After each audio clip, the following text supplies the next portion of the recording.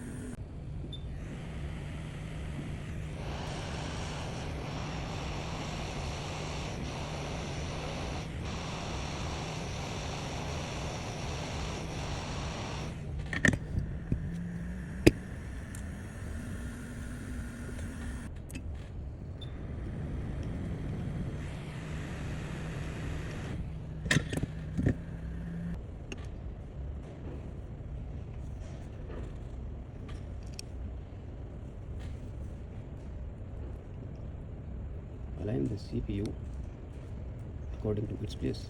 So I think the CPU is seated well. Now we have to start heating the CPU. Yeah.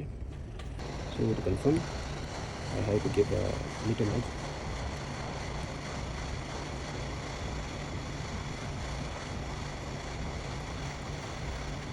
As you can see, my glue is almost done.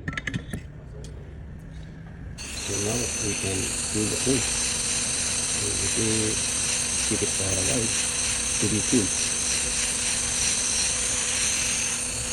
So my repair is completed now. Now we can check